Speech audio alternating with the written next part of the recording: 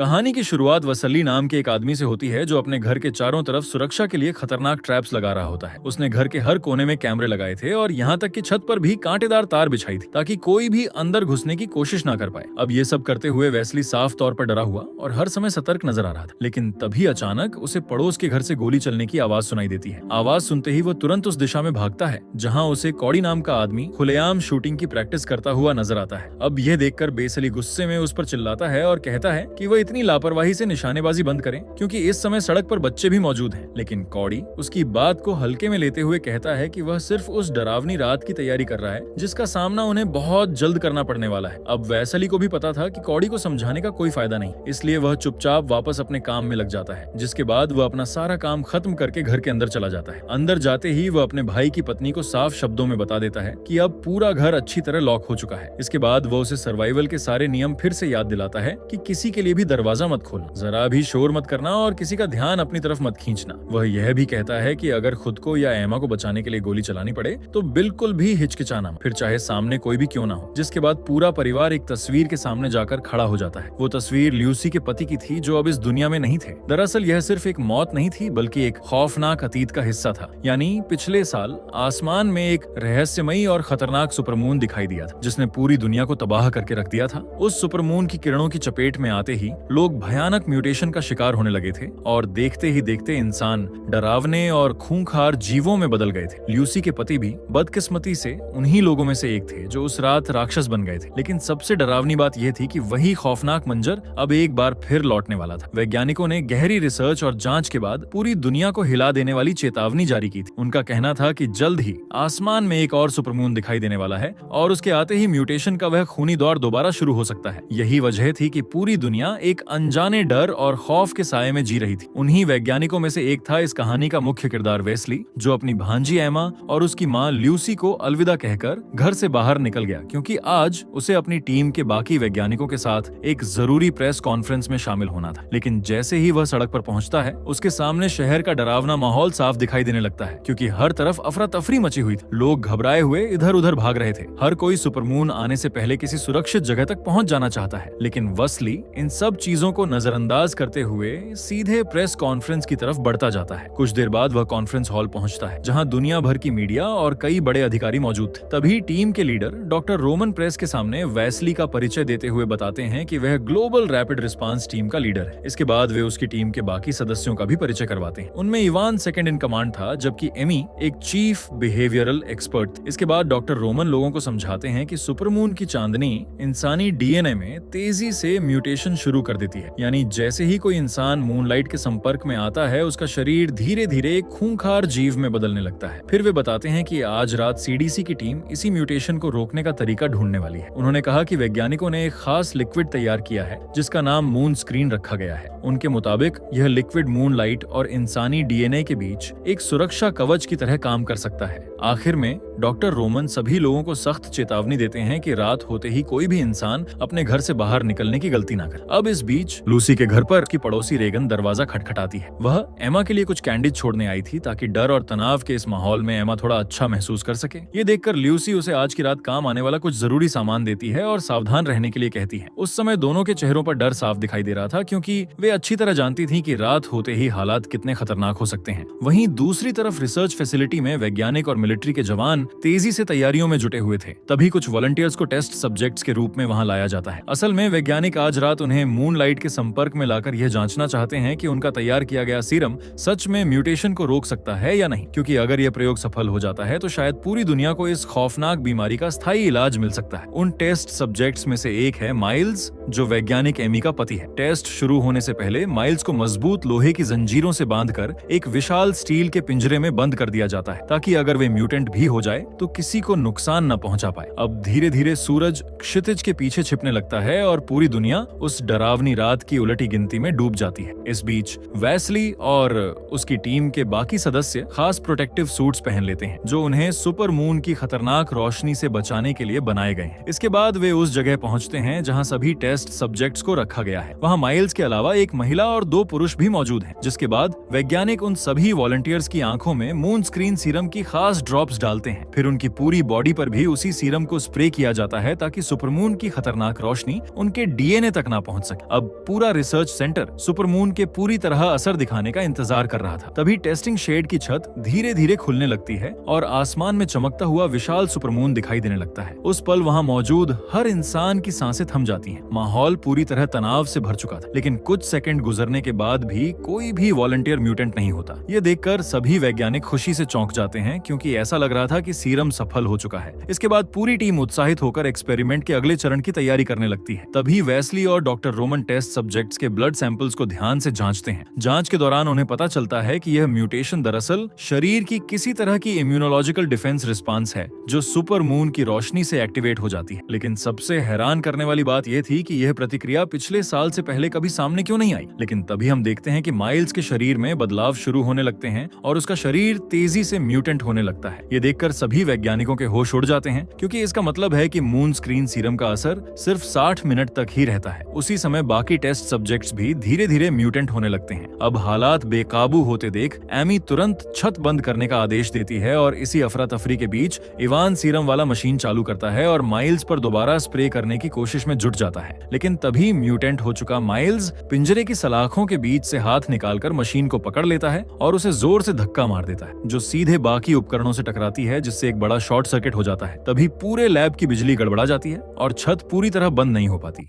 परीक्षण विषय भयानक जानवरों में तब्दील होते रहते हैं, जबकि कई मशीनें फटने लगती हैं और नुकसान फैलने लगता है। अधिकांश वैज्ञानिक भागने लगते हैं, लेकिन एक विस्फोट से अरंडा का सूट क्षतिग्रस्त हो जाता है और उसका शरीर मून के संपर्क में आ जाता है। इसीलिए उसका डीएनए भी प्रतिक्रिया करना शुरू कर देता है। वेस्ली अरंडा को पकड़ता है, जबकि इवान ट्रैंक्विलाइजर की तलाश करता है, लेकिन दुर्भाग्य से वह तेज नहीं था। अरंडा का अपना रूप बदलना समाप्त हुआ और उसका नया बालों वाला शरीर सुरक्षात्मक सूट से बाहर निकलता है। इस प्रक्रिया में वह इवान को अपने पंजों से काटता है। तभी एक वैज्ञानिक ने गोली चलाई और वेयरवुल्फ भाग गया, लेकिन कुछ आवारा गोलियां और पिंजरे खोल देती हैं। जबकि वेस्ली खून से लथपथ इवान को दूसरे कमरे में ले जाता है, तो अन्य वेयरवुल्फ भी भाग जाते हैं और सशस्त्र वैज्ञानिकों को मारना शुरू कर देते हैं। विस्फोट से निकले धुएं और बिजली गुल होने के कारण कमरे में देखना मुश्किल हो जाता है, इसलिए एक एक करके वैज्ञानिकों को अंधेरे में ले जाया जाता है। एक वेयरवुल्फ एक सशस्त्र व्यक्ति को उठाता है और खिड़की पर फेंककर उसे तोड़ देता है, जिससे बाहर निकालने का रास्ता बन जाता है। गलियारे में बाकी कर्मचारी बाहर निकलने की कोशिश कर रहे हैं, लेकिन जल्द ही वेयरवुल्फ भी इस क्षेत्र में पहुंच जाते हैं और मारना जारी रखते हैं। एक गिरते हुए शरीर से चौंकने के बाद एमी वेस्ली और इवान के साथ फिर से मिलते हैं। जबकि वे अस्पताल के लॉक को खोलने के लिए संघर्ष करते हैं, तो एक वेयरवुल्फ पास में एक और शव गिरा देता है और वे उनके पास आने लगते हैं। सौभाग्य से वे समय रहते दरवाजा खोल लेते हैं और सैनिक द्वारा गोली चलाने से पहले ही अस्पताल में भाग जाते हैं और अंततः इस जानवर को मार देता है। फिर वेस्ली और एमी इवान के घाव का इलाज करने की कोशिश करते हैं, लेकिन तब तक बहुत देर हो चुकी होती है। वह बहुत ज्यादा खून खो चुका होता है और मर जाता है और माइल्स को ढूंढना चाहती है, लेकिन वेस्ली उसे रोक देता है, क्योंकि वह बताता है कि उसका बॉयफ्रेंड अब एक हिंसक राक्षस है और वह कुछ नहीं कर सकती। जब एमी कहती है कि उन्हें अस्पताल में ही रहना चाहिए और मदद का इंतजार करना चाहिए, तो वेस्ली उसे बताती है कि बाकी स्टाफ को पहले ही बाहर निकाल चुका है और यह बस समय की बात है कि कोई दूसरा वेयरवुल्फ दरवाजा तोड़ देगा। शहर में वापस आकर पड़ोस में चीख पुकार सुनी जा सकती है और बिजली के खराब होने पर लाइटें टिमटिमाती हैं। रीगन अपनी मां को नहीं ढूंढ पाती, लेकिन कुछ अजीब आवाजें सुनती है। इस बात से अनजान की रसोई में वेयरवुल्फ है। लूसी सुरक्षा कैमरों की जांच करती है और जानवर को सड़क पर भागते हुए देखती है। वेयरवुल्फ बगीचे में एक पेड़ पर चढ़ जाता है और कोड़ी अपनी खिड़की से गोलियां चलाता है। उसके सारे शॉट चूक जाते हैं और वेयरवुल्फ खिड़की तोड़ने के लिए घर के पास पहुंचता है, जिससे चांदनी अंदर आ जाती है। अब कोड़ी का डीएनए प्रतिक्रिया करता है और वह भी बदलना शुरू कर देता है। एमी और वेस्ली सावधानी से वेयरवुल्फ से बचने के लिए इधर उधर भागते हैं, जब तक वे शस्त्रागार में पहुंच जाते हैं, जहां वे सूट पहनते हैं और जितने हथियार वे ले जा सकते हैं उन्हें उठाते हैं। फिर वे अपनी आंखों में मून स्क्रीन लगाते हैं और अपनी घड़ियों पर 60 मिनट सेट करने से पहले किसी भी खुली त्वचा पर स्प्रे करते हैं। वेस्ली एमी से वादा करता है कि अगर उनमें से कोई भी बदल जाता है तो दूसरा गोली चलाएगा। बाहर निकलते समय उनकी मुलाकात माइल्स से होती है, इसलिए एमी एक लाइट बल्ब चलाती है ताकि भागते समय उसकी चिंगारी से उसका ध्यान भटक जाए। दोनों वेस्ली की कार में घुस जाते हैं और जितनी जल्दी हो सके भाग जाते हैं। वेस्ली ने लूसी को फोन किया और उसने कैमरे पर जो देखा उसे साझा किया। उस समय रीगन बाहर आता है और लूसी से विनती करता है कि वह उसे अंदर आने दे, क्योंकि एक वेयरवुल्फ ने उसकी मां को मार दिया था और वह अकेली नहीं रहना रहना चाहती। लूसी मदद करना चाहती है, लेकिन वेस्ली उसे याद दिलाता है कि दरवाजा खोलना खतरनाक है। जब वे बहस करते हैं, एक वेयरवुल्फ रीगन पर हमला करता है और उसे भी मार देता है। क्योंकि वेस्ली फोन कॉल से विचलित हो जाता है, इसीलिए वह कार को बस से टकरा देता है। कॉल खत्म हो जाती है और रीगन की हत्या के समय उसकी चीखें सुनकर लूसी को घबराहट का दौरा पड़ता है। उस पर हमला करने वाला वेयरवुल्फ कोडी है, जो इलेक्ट्रिक ट्रैप को सक्रिय करने लिए अपने शरीर को बार्ट पर धकेलता है। लूसी उसे कैमरे पर देखती है और उसे दूर रखने के लिए मिर्च स्प्रे सक्रिय करती है। कार में एमी और वेस्ली आग की लपटों के उन तक पहुंचने से पहले ही बाहर निकलने लगते हैं। वेस्ली को एहसास होता है कि उसने अपना फोन गिरा दिया है, लेकिन उसके पास वापस जाने का समय नहीं है और एमी को उसे घसीट कर ले जाना पड़ता है। अब दोनों के पास पैदल चलने के अलावा कोई विकल्प नहीं है और जब वे कुछ वेयरवुल्फ को कारों को नष्ट करते हुए पाते हैं तो वे छिपे रहना सुनिश्चित करते हैं।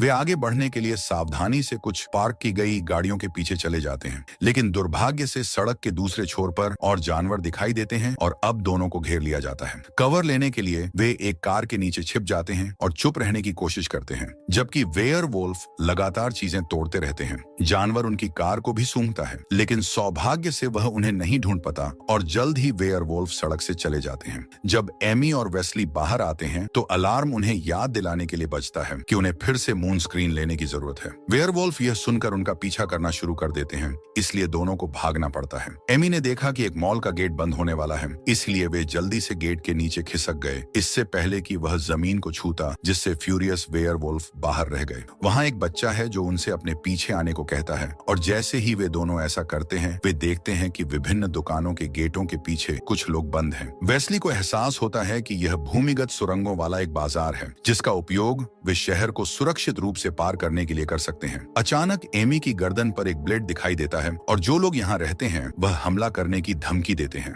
हताश वेस्ली बताता है कि वह केवल अपने परिवार तक पहुंचना चाहता है, इसलिए रहस्यमय समूह उन्हें सुरंग के प्रवेश द्वार तक मार्गदर्शन करने के लिए सहमत हो जाता है। इस बीच लूसी ने फिर से कैमरों की जांच की और पाती है कि कोडी अधिक वेयरवुल्फ को बुलाने के लिए चिल्ला रहा है। कुछ मिनट बाद एमी और वेस्ली सुरंग पार कर लेते हैं, लेकिन इससे पहले कि वे निकास द्वार खोल सकें, उनके पीछे एक वेयरवुल्फ दिखाई देता है। दोनों गोली चलाने की कोशिश करते हैं, लेकिन वेयरवुल्फ उन्हें गोली मारने से पहले ही उन्हें नीचे गिरा देता है और फिर वेस्ली को इधर उधर फेंकता है। जब वह जमीन पर गिरता है तो उसे एक धातु का पाइप मिलता है और वह वेयरवुल्फ को चाकू मारने के लिए उसका उपयोग करता है, जो मरने से पहले वेस्ली पर खून थूकता है। अब वह और एमी आगे बढ़ सकते हैं और दरवाजे तक पहुंच सकते हैं, लेकिन उन्हें पहले मून स्क्रीन को फिर से लगाना होगा। दुर्भाग्य से तरल इतना गर्म हो गया है कि अब वह प्रभावी नहीं रह गया है। अब पास में एक दुकान खुली हुई है। दोनों ने खुद को तिरपाल से ढक लिया और इमारत में घुसने के लिए दौड़े। उन्होंने दरवाजा तोड़ दिया और अलार्म सक्रिय हो गया, इसलिए एमी उसे नष्ट करने के लिए दौड़ी।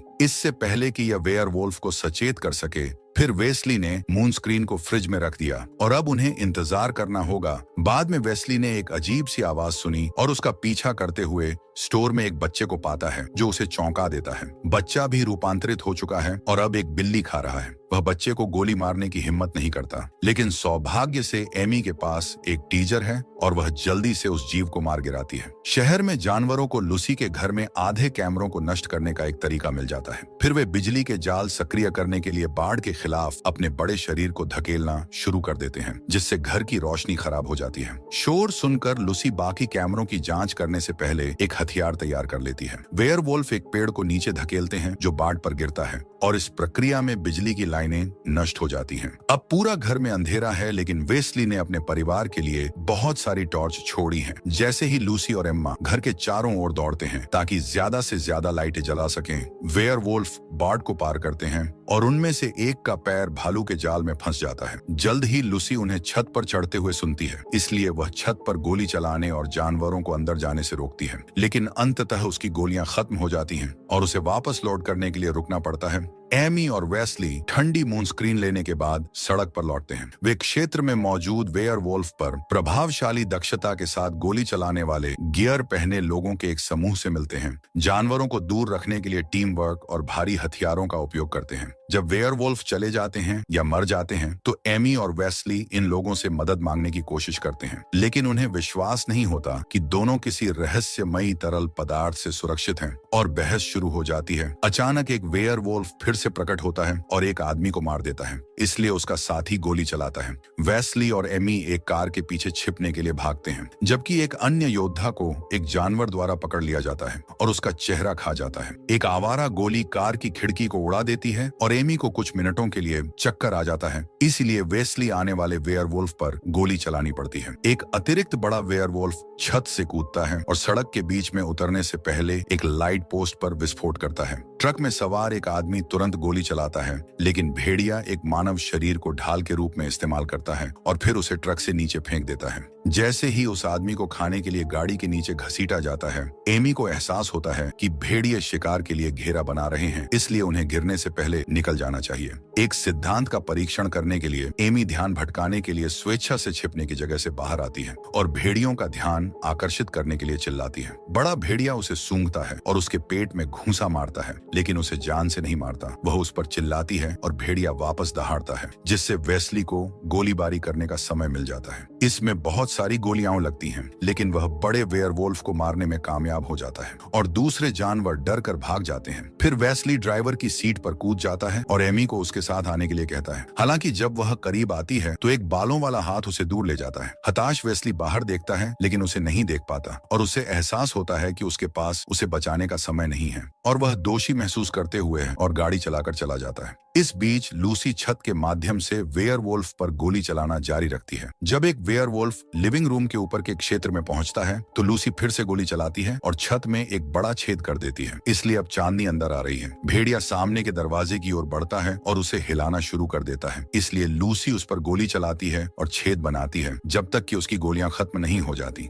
हताश होकर लूसी खुद के लिए चाकू और एम्मा के लिए निवारक स्प्रे ले लेती है। उसी क्षण एक वेयरवुल्फ खिड़की को ढकने वाली लकड़ी को तोड़ता है और अंत में घर में घुसता है, इसलिए एम्मा और लूसी बेडरूम में छिपने के लिए भागती हैं। वेयरवुल्फ उसकी नाक का अनुसरण करता है और उन्हें खोजने वाला होता है, लेकिन जब वह बाहर से शोर सुनता है तो वह वापस चला जाता है। ये वेस्ली है जो सड़क को अवरुद्ध करने वाले 4 जानवरों पर हॉर्न बजा रहा है। वह ट्रक में तेजी से आगे बढ़ता है और बारिश के नीचे एक एक करके भेड़ियों को कुचलना शुरू कर देता है। आखिरी प्राणी उसे रोकने की कोशिश करने के लिए ट्रक पर कूदता है, इसलिए वेस्ली ट्रक को सीधे कोड़ी के गैरेज में घुसा देता है। लूसी और एम्मा को लगता है कि यह खत्म हो गया है, लेकिन इससे पहले कि वे निकल सकें, एक वेयरवुल्फ दीवार को तोड़कर अंदर आ जाता है। दोनों भागते हैं और लूसी एम्मा को एक कोठरी में उसे धक्का देती है। इससे पहले कि वह चाकू लेकर एक दरवाजे के पीछे छिप जाए, एक भेड़िया पहले एम्मा को ढूंढता है और लकड़ी का दरवाजा तोड़ता है, इसलिए वह उसे डराने के लिए स्प्रे सक्रिय करती है। उसी समय एक दूसरा जानवर दूसरे कमरे में प्रवेश करता है और लूसी उस पर कूदने के लिए सही क्षण की प्रतीक्षा करती है, लेकिन भेड़िया उसे आसानी से ड्रेसर के ऊपर फेंक देता है। फिर एम्मा उसके पीछे दिखाई देती है और गिरे हुए चाकू से उस पर वार करती है, जिससे ध्यान भंग होता है, जिससे लूसी एक कुल्हाड़ी ढूंढती है और उसका उपयोग करके उस प्राणी को मार देती है। कुछ सेकंड बाद वेस्ली घर में प्रवेश करता है और अपने परिवार से फिर से मिलता है।